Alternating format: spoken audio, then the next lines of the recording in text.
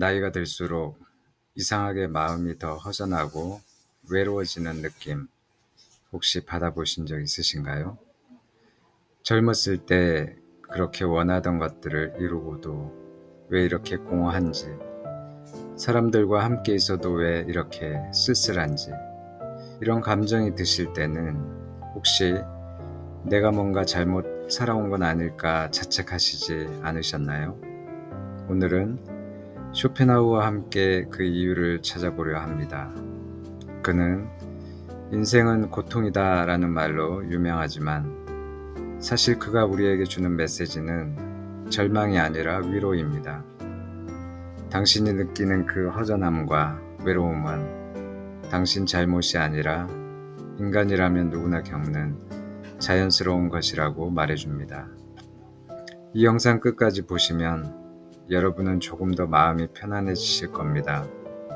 고독을 두려워하지 않게 되고 불완전한 삶을 있는 그대로 받아들일 수 있게 되실 겁니다. 그럼 시작하겠습니다.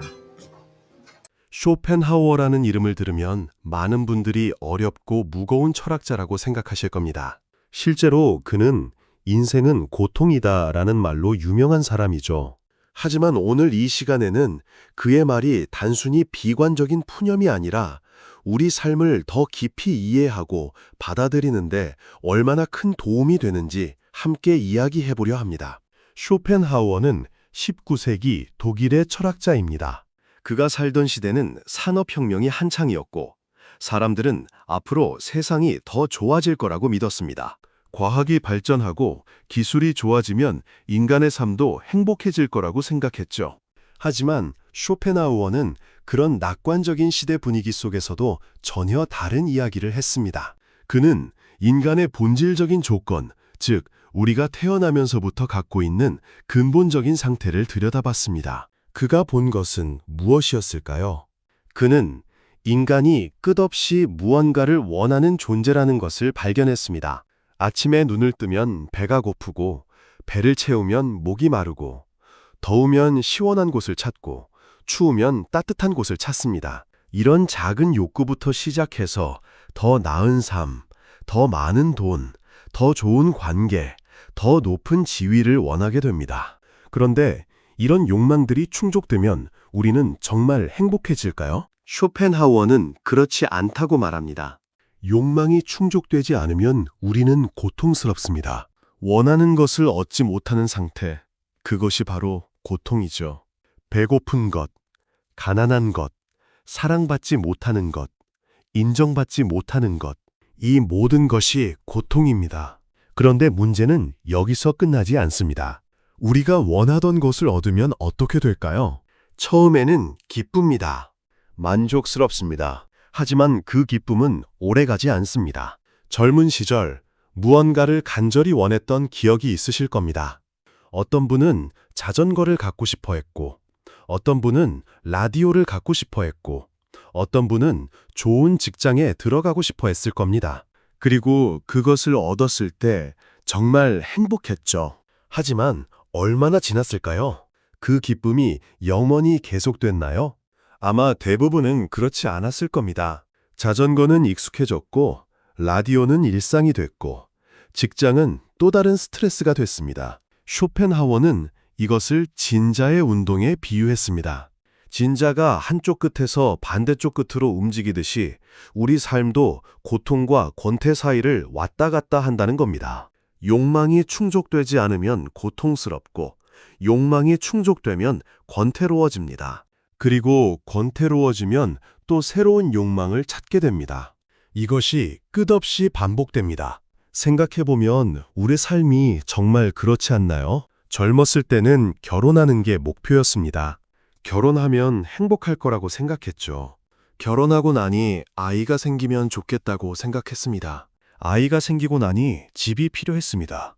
집을 마련하고 나니 아이 교육이 걱정됐습니다. 아이가 잘 크고 나니 노후가 걱정됐습니다. 이렇게 평생을 무언가를 걱정하고 무언가를 원하며 살아왔습니다. 그리고 이제 나이가 들어서 돌아보면 어떤가요? 그때는 정말 절실했던 것들이 지금 생각하면 별것 아니었던 경우도 많습니다. 반대로 그때 당연하게 여겼던 것들, 건강이나 함께했던 사람들이 지금은 얼마나 소중한지 깨닫게 됩니다. 쇼펜하우어가 말한 것은 바로 이런 겁니다. 우리는 항상 현재가 아닌 미래에, 지금이 아닌 다음에 행복이 있다고 생각한다는 것이죠. 어떤 분들은 이 이야기를 듣고 너무 비관적이라고 생각하실 수도 있습니다. 인생에 희망이 없다는 말처럼 들릴 수도 있죠. 하지만 쇼펜하우어의 진짜 의도는 다른 데 있습니다. 그는 우리에게 환상을 버리라고 말하는 겁니다. 언젠가 모든 것이 완벽해질 거라는, 언젠가 영원한 행복이 올 거라는 환상 말입니다. 우리가 고통스러운 이유는 고통 자체 때문이 아니라 고통이 없어야 한다고 생각하기 때문입니다. 우리가 불행한 이유는 불행 자체 때문이 아니라 우리가 당연히 행복해야 한다고 믿기 때문입니다. 쇼펜하우어는 이런 기대를 내려놓으라고 합니다. 인생이 원래 고통스러운 것이라고 받아들일 때 오히려 우리는 더 자유로워질 수 있습니다. 그는 또한 인간관계에 대해서도 깊은 통찰을 줍니다.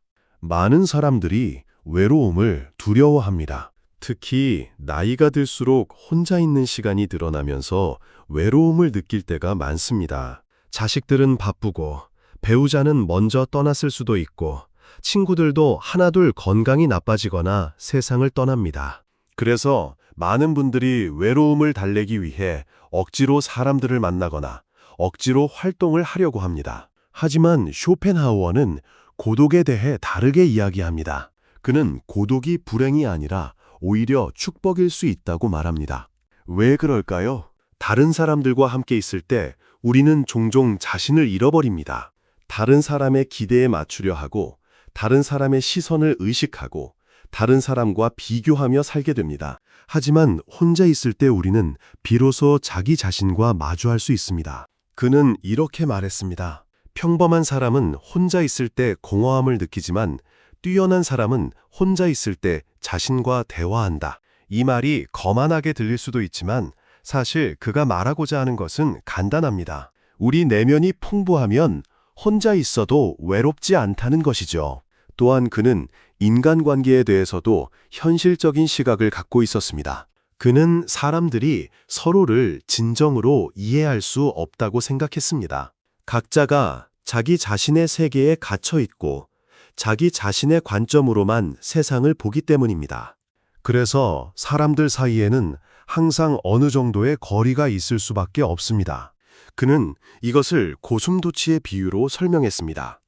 추운 겨울날 고슴도치들이 서로의 체온으로 몸을 녹이려고 가까이 다가갑니다. 하지만 너무 가까이 가면 서로의 가시에 찔려 아파서 다시 떨어집니다. 그렇다고 너무 멀리 떨어져 있으면 추워서 견딜 수 없습니다. 그래서 고슴도치들은 서로 찔리지 않으면서도 체온을 나눌 수 있는 적당한 거리를 찾아야 합니다. 인간관계도 마찬가지입니다. 너무 가까우면 서로에게 상처를 주고 너무 멀면 외롭습니다. 적당한 거리를 유지하는 것이 중요합니다. 특히 나이가 들면서 이 거리 조절이 더 중요해집니다. 자식들과의 관계도 그렇습니다. 너무 간섭하면 서로 힘들고 너무 무관심하면 서로 서먹해집니다. 나이가 들면서 좋은 점 중 하나는 욕망이 줄어든다는 것입니다. 젊었을 때는 많은 것을 원했습니다. 성공하고 싶었고, 인정받고 싶었고, 더 많이 소유하고 싶었습니다. 하지만 나이가 들면 그런 욕구들이 자연스럽게 줄어듭니다. 이제는 화려한 성공보다 평온한 하루가 더 소중합니다. 많은 돈보다 건강이 더 중요합니다. 많은 사람의 인정보다 몇몇 소중한 사람과의 관계가 더 의미 있습니다. 쇼펜하우어는 이것을 긍정적으로 봤습니다. 욕망이 줄어든다는 것은 고통이 줄어든다는 것이기 때문입니다. 원하는 것이 적으면 실망할 일도 적고 불만족할 일도 적습니다. 그는 노년을 인생에서 욕망의 폭풍이 지나간 후에 평온한 시기로 봤습니다. 물론 노년에도 고통은 있습니다. 건강의 문제, 외로움의 문제, 죽음에 대한 두려움. 하지만 쇼펜하우어는 이런 것들조차 받아들일 수 있다고 말합니다. 죽음은 두려운 것이 아니라 자연스러운 것입니다. 우리가 태어나기 전에 존재하지 않았던 것처럼 죽은 후에도 존재하지 않을 뿐입니다. 그것은 고통이 아니라 고통으로부터의 해방입니다. 그렇다면 우리는 어떻게 살아야 할까요? 쇼펜하우어는 몇 가지 방법을 제시합니다. 첫째는 예술입니다. 예술을 감상하거나 창작할 때 우리는 잠시 일상의 욕망에서 벗어날 수 있습니다. 음악을 듣거나 그림을 보거나 시를 읽을 때 우리는 순수하게 그 순간을 경험합니다. 무언가를 얻으려는 욕망 없이 그냥 존재하는 것입니다. 둘째는 관조입니다. 관조란 무언가를 그냥 바라보는 것입니다. 판단하지 않고 분석하지 않고 그냥 보는 것입니다. 산책을 하면서 나무를 보고 하늘을 보고 구름을 봅니다. 그때 우리는 그냥 봅니다. 저 나무가 얼마나 가치가 있을까? 저 집이 얼마나 비쌀까? 이런 생각 없이 그냥 봅니다. 이런 순간들이 우리를 일상의 고통에서 해방시켜줍니다. 셋째는 연민입니다. 쇼펜하우어는 모든 생명체가 같은 의지를 갖고 있고 같은 고통을 겪고 있다고 생각했습니다. 그래서 다른 사람의 고통을 볼 때 우리는 그것이 곧 우리 자신의 고통이라는 것을 알아차릴 수 있습니다. 이런 인식이 연민을 낳습니다. 쇼펜하우어는 또한 시간의 사용에 대해서도 조언합니다. 그는 시간이 우리가 가진 가장 소중한 자산이라고 말합니다. 돈은 잃어도 다시 벌 수 있지만 시간은 한 번 지나가면 다시 돌아오지 않습니다. 그래서 시간을 낭비하는 것은 곧 생명을 낭비하는 것입니다. 많은 분들이 은퇴 후에 뭘 해야 할지 몰라서 방황합니다. 평생 일하면서 바쁘게 살다가 갑자기 시간이 많아지면 어떻게 써야 할지 모르는 것이죠. 하지만 쇼펜하우어의 관점에서 보면 이것은 오히려 축복입니다. 이제 드디어 자기 자신을 위한 시간이 생긴 것입니다. 쇼펜하우어는 우리에게 내면의 풍요로움을 키우라고 조언합니다. 외부의 것들, 재산이나 명예나 타인의 인정 같은 것들은 언제든지 사라질 수 있습니다. 하지만 내면의 풍요로움, 즉 자기 자신의 생각과 감정과 경험은 누구도 빼앗아갈 수 없습니다. 쇼펜하우어의 철학을 한마디로 요약하면 그것은 기대를 낮추고 현실을 받아들이고 내면을 풍요롭게 하라는 것입니다. 인생이 완벽할 거라고 기대하지 마세요. 모든 것이 내 뜻대로 될 거라고 기대하지 마세요. 대신 인생이 원래 불완전하다는 것을, 고통이 삶의 일부라는 것을 받아들이세요. 그리고 외부의 것들에 의존하지 말고 자기 자신의 내면을 풍요롭게 만드세요. 많은 분들이 노년을 불행한 시기로 생각합니다. 건강도 나빠지고 사람들도 떠나고 할 수 있는 것도 줄어듭니다. 하지만 쇼펜하우어의 관점에서 보면 노년은 오히려 삶의 진실을 깨닫고 진정한 평화를 찾을 수 있는 시기입니다.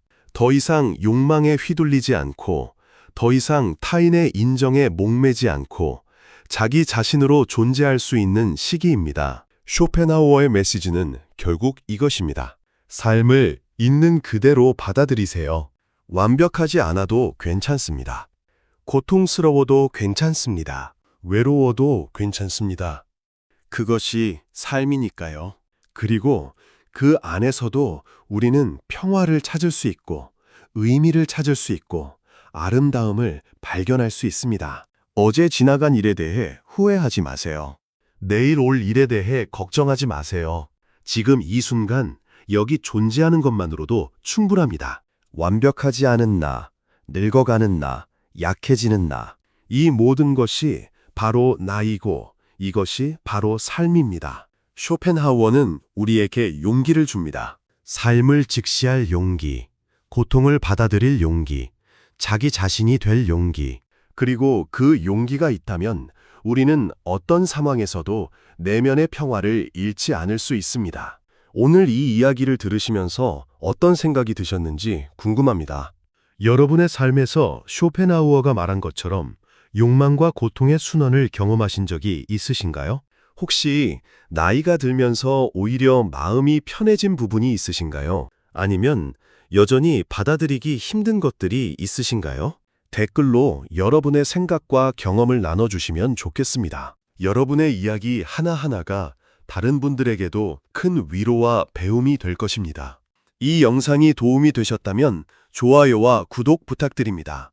다음 시간에도 여러분의 삶에 작은 위로가 될 수 있는 이야기로 찾아뵙겠습니다. 오늘도 함께 해주셔서 감사합니다.